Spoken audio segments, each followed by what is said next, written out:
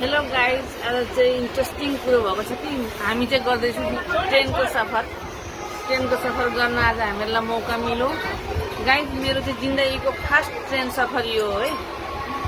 जिन्दगीमा पहिलोचोटि म ट्रेनमा उठेकी। यता दिदी यता मम्मीले त पुरा निन्द्रा लाग्नु थाल्यो क्या, उनीहरू भएको छ।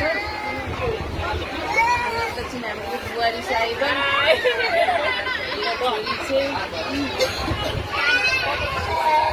म फास्ट चढेको हो किन भन्दा फास्ट हो।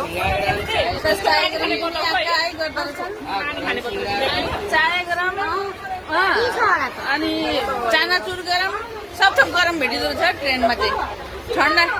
ठन्डा केही भेटिँदो रहन्छ ट्रेनमा, सब थोक गरम भेटिँदो रहेछ। चाय गरम, पानी गरम सब थोक भेटिँदो रहेछ। अनि निकै टाइम भयो हामीले सफर गरेको चाहिँ।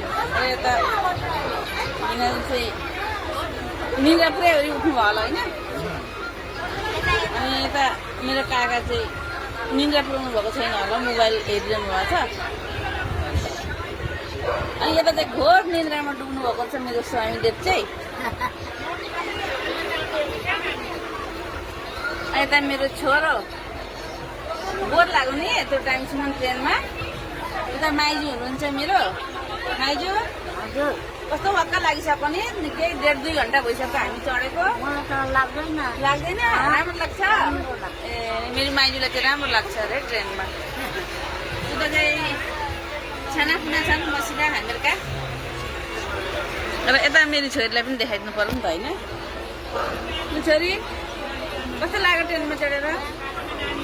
मेरो र मेरा छोराछोरीको फर्स्ट हो ट्रेनको सफर। थुप्रै जनसाधारण बसिरहनु भएको छ। कोही उङ्गिरहनु भएको छ, कोही मोबाइल चार्ज लगाइरहनु भएको छ।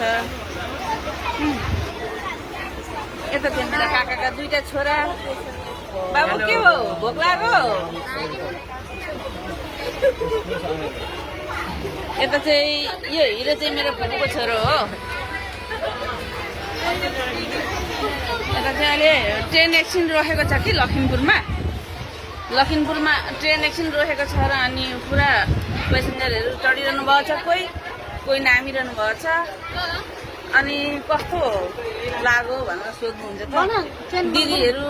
यता दिदीहरू कस्तो लाग्यो ट्रेनमा चढेर भनेर सोध्नुहुन्छ कि।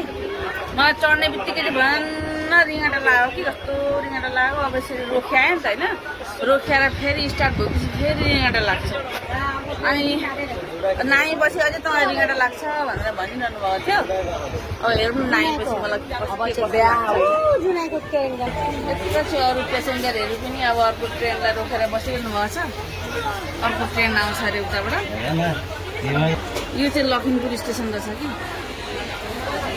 यसै बासमा त अब होइन, बासमा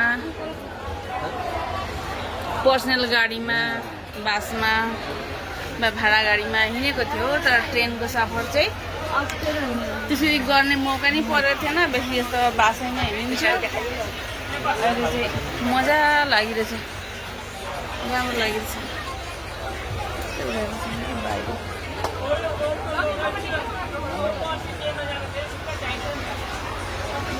यो चाहिँ लखिमपुर रहेछ कि। नामेर यसो अब हेरेपछि होइन, बोर्ड हेरेपछि गम पाइन्छ यो लखिमपुर रहेछ भित्र। अनि गर्मी लाग्यो र हामीहरूले उता फ्यान पनि चालु गरिदिउँ। फ्यान पनि मजा चल्दा रहेछन्। अनि यहाँ एउटै चाहिँ मलाई अरू केटाकेटी लिएर आएको छ होइन, मसिना केटाकेटी लिएर आएको छ। छिनमा चानाचुर गरम, जुस गरम, सिङ्गडा गरम, चाय गरम, अनि पकौडा गरम। तपाईँले सबै थोकै पाइँदो रहेछ कि। घरमा गएर बस्नु भने ट्रेनमै हुने रहेछ। अरूतिर नाम्नु पर्दैन, जानु पर्दैन। त्यस्तो सबै थोक पाइँदो रहेछ। मलाई छक्क पऱ्यो कि केटाकेटीको आँखा छोपिदिने बेला भइसकिरह अबाक भइसक्यो। अहिलेलाई भिडियो यति नै हो। नेक्स्टमा फेरि म अर्को भिडियो दिन्छु र हजुरहरूसँग बिदा पाऊँ। By by.